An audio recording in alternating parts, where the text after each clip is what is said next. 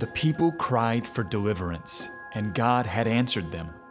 Time after time, deliverance had come in miraculous ways. Through a left-handed assassin, from a coward hiding in a winepress, with the jawbone of a donkey. These were the judges, the ones upon whom the Spirit of God rested for a time, for a specific purpose and for the deliverance of God's people. These were the people like Gideon, Deborah, and Samson, the heroes of the day whom God used to bring about deliverance, and yet there was no lasting change in the heart of those people. The people cried, and God answered, yet the people still drifted from Him. God was faithful in their wandering to rescue them from their oppressors, but with each deliverance the people seemed to drift further away. And now they cried for something else. They cried not for deliverance. They wanted a king, like all the other nations of the earth. What sounded like a reasonable request was a wicked one in disguise. That's because the people already had a king. True enough, he was not like the kings of the other nations, but that was intentional on the part of God. In choosing this people for Himself, God intended that they be separate from the other nations of the earth, a holy people, dedicated to Him and representing Him as His ambassadors in the world.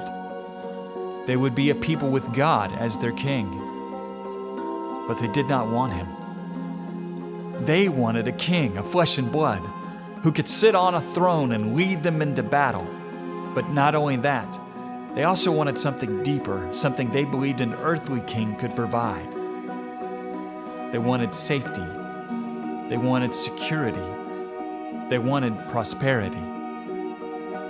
They wanted all these things God Himself as their king promised to provide Him, if only they would trust Him to do so.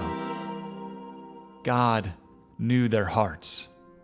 He knew that this was not just a request from someone to lead the nation. It was a rejection of Him and Him alone as the true king. And as He often does, God gave them what they thought they wanted. He pointed them to a man named Saul who, by any earthly standard, certainly looked the part of a king.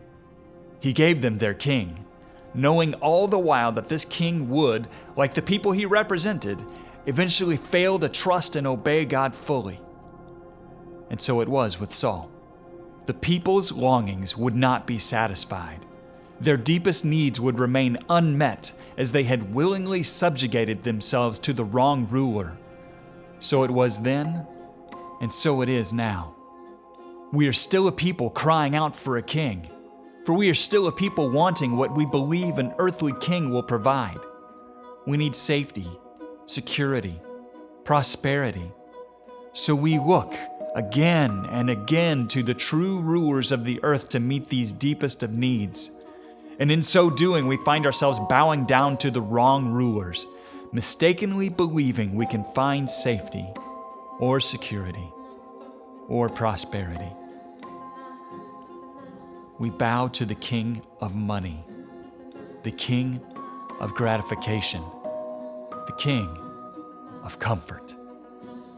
Each of these kings makes great promises at the beginning, claiming they have what will finally satisfy our longing hearts. But like Saul, each one falls short. Each one proves unsatisfactory. And each of these toppled kings reminds us that we need a king who will not reign for decades, but for eternity. We need a king who will not rule for his own benefit, but for the sake of his people. We need a king who will not betray the trust placed in him by his people.